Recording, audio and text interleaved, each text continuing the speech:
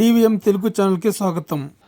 భూమి విషయంలో కోర్టు ఆదేశాలు ఉన్న ఓ మహిళను ఆక్రమణదారులు వేధిస్తున్న వైనం పల్మనేరు రూరల్ పెద్దపంజాని మండలం అప్పినపల్లి గ్రామంలో బుధవారం వెలుగు చూసింది.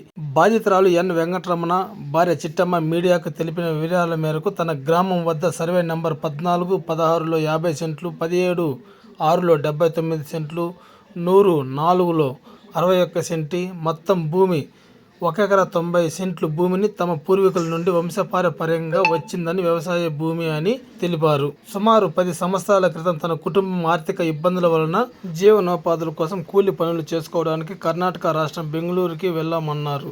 తాము బెంగళూరుకి వెళ్లిన విషయం పసిగట్టిన మా గ్రామవాసి గోపాల్తో పాటు సుబ్రహ్మణ్యం రెడ్డి, రాజేందర్ రెడ్డి, విజయభాస్కర్, షణ్ముగం రెడ్డి, రెడ్డప్ప రెడ్డి, గోపాల్ సహాయంతో తనకు చెందిన 1 ఎకరా 90 సెంట్ల భూమిని ఆక్రమించుకున్నారని ఆరోపించింది.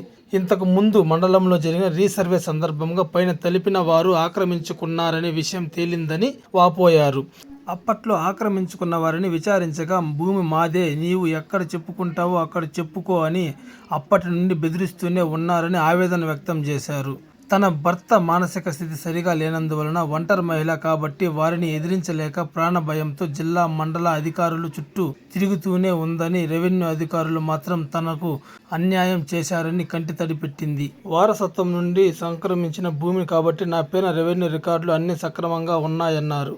న్యాయం చేయాల్సిన అధికారులు కనికరించకపోవడంతో న్యాయస్థానాన్ని ఆశ్రయించానని, అక్కడ తన రికార్డును పరిశీలించి కోర్టు ఇంజెక్షన్ ఆర్డర్ మంజూరు చేసిందన్నారు. అయినా కోర్టు ఆదేశాలను కూడా అక్రమదారులు బేతాకారు చేస్తూ భూమిలోకి వస్తే చంపేస్తామని బెదిరించారని ఆరోపించింది.